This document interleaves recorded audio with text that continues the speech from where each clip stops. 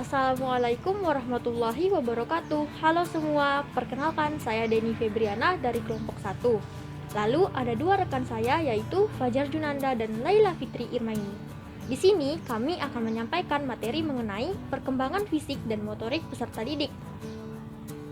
Video ini dibuat untuk memenuhi tugas mata kuliah perkembangan peserta didik.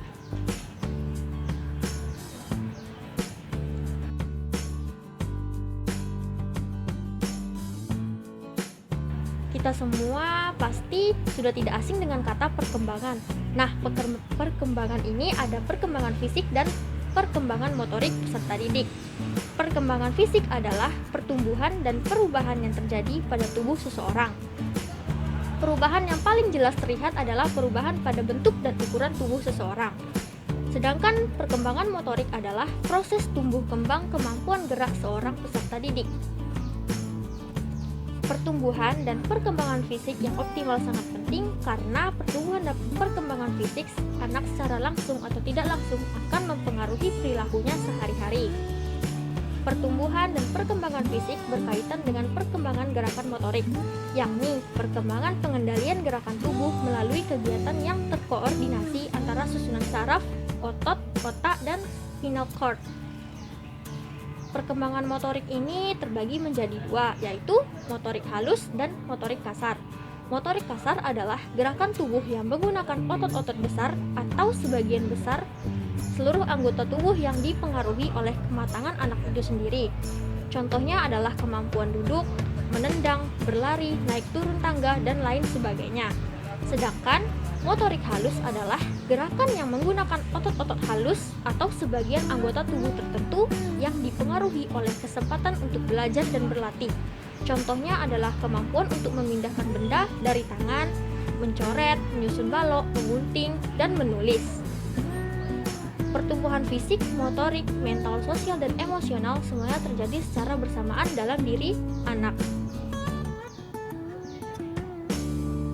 Menurut Desmita dalam Setiawan tahun 2019 bahwa pencarian jati diri ada pada masa remaja. Hal-hal tersebut ditandai dengan beberapa hal antara lain yaitu 1. Dapat membangun interaksi yang matang dengan teman sebayanya. 2. Mampu menerima dan dapat belajar peran sosial dalam kehidupan bermasyarakat. Ketiga, menggunakan keadaan fisik dengan efektif dengan kesadaran self-acceptance. Keempat, belajar dari orang tua dan orang dewasa lainnya untuk mencapai kemandirian emosional. Kelima, sesuai dengan passion, mampu memilih dan mempersiapkan karirnya di masa depan.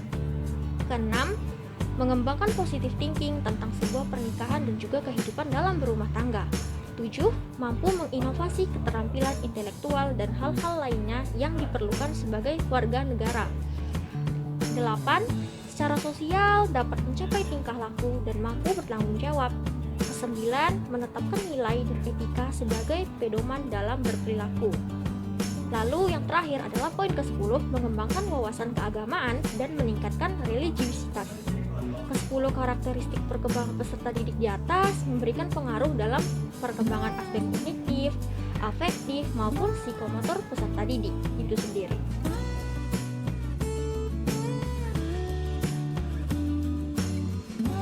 Materi kedua, tahap perkembangan fisik dan motorik peserta didik. Manusia tidak pernah berada dalam keadaan statis. Sejak terjadi proses pembuahan hingga ajal tiba, manusia pasti selalu mengalami yang namanya perubahan. Perubahan tersebut bisa menanjak, bahkan menurun.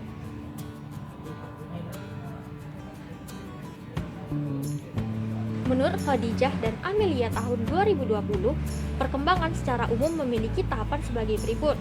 1. Terjadinya perubahan dalam aspek fisik maupun psikis. Aspek fisik, contoh perubahannya adalah perubahan tinggi dan berat badan serta organ tubuh lainnya. Sementara aspek psikis, semakin bertambah matangnya kemampuan berpikir, mengingat serta menggunakan imajinasi kreatifnya. Lalu kedua, terjadinya perubahan proporsi. Dari segi aspek fisik, contohnya itu proporsi tubuh anak berubah sesuai dengan fase perkembangannya. Lalu dari aspek psikis, perubahan imajinasi dan fantasi ke realitas dan perubahan perhatiannya dari yang tertuju kepada dirinya sendiri perlahan-lahan beralih kepada orang lain atau kelompok seperti teman sebayanya. Lalu perubahan yang ketiga adalah lenyapnya tanda-tanda yang lama. Tanda-tanda fisik yang berubah yaitu adalah lenyapnya kelenjar timus atau yang dinamakan kelenjar anak-anak yang terletak pada bagian dada. Lalu ada kelenjar pineal yang di bawah otak seperti rambut-rambut halus, gigi susu, dan tanda-tanda psikis lainnya adalah lenyapnya masa mengoceh, bentuk gerak-gerik kanak-kanak seperti merangkak, dan perilaku impulsif, yaitu dorongan untuk bertindak sebelum berpikir. Poin terakhir yaitu poin keempat adalah diperolehnya tanda-tanda yang baru. Dari segi fisik, tanda-tanda yang baru diperolehnya adalah pergantian gigi dan karakteristik seks pada usia remaja, baik itu primer seperti menstruasi pada wanita dan mimpi basah pada pria. Contoh sekundernya adalah perubahan pada anggota tubuh seperti pinggul, buah dada pada wanita, kumis dakun, suara pada anak laki-laki. Lalu tanda-tanda psikis yang muncul adalah seperti berkembangnya rasa ingin tahu pada ilmu pengetahuan, nilai-nilai moral, dan keyakinan dalam beragama.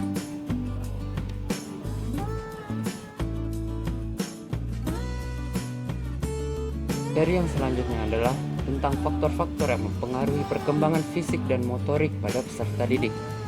Faktor-faktor yang mempengaruhi perkembangan fisik dan motorik pada peserta didik dapat digolongkan menjadi dua bagian. Yang pertama ada faktor internal dan yang kedua ada faktor eksternal. Menurut Maulidia, faktor internal perkembangan peserta didik berasal dari tiga hal. Di antaranya yang pertama, genetik. Genetik adalah faktor bawaan yang diturunkan oleh orang tua kepada anaknya.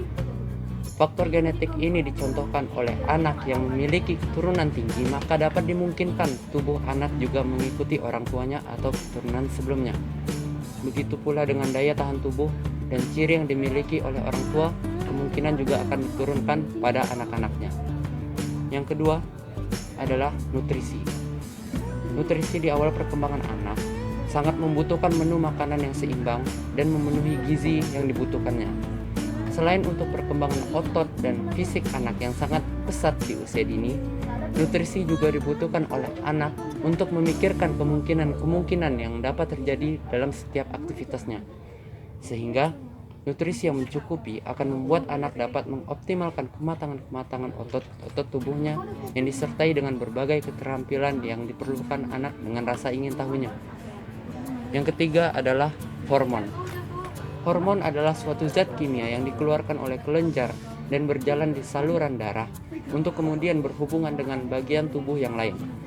Seorang anak dikatakan membawa darah orang tuanya, berarti ada hubungan hormon dalam darah mereka.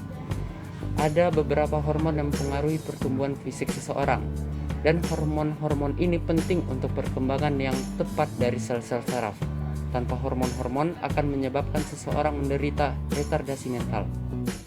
Sedangkan faktor eksternal perkembangan fisik dan motorik peserta didik dipengaruhi oleh lingkungan. Keterampilan motorik dibangun ketika anak secara aktif mengeksplorasi lingkungan dengan gerakan-gerakan yang dimiliki oleh anak. Sehingga dari sana anak akan memiliki variasi gerakan-gerakan. Contoh yang biasa terlihat adalah anak yang memiliki banyak kesempatan untuk bermain di lingkungan alam terbuka akan memiliki tubuh yang kuat dan otot yang lebih padat daripada anak yang sering berada di rumah. Hal tersebut terjadi karena anak-anak yang terbiasa secara aktif bermain maka akan mengembangkan keterampilan dalam koordinasi otot-ototnya melalui penggunaan akalnya. Anak yang belum terlatih akan mencari tahu cara mendapatkan tujuannya dengan berbagai cara. Dengan demikian, maka keterampilan motoriknya juga akan semakin terasa.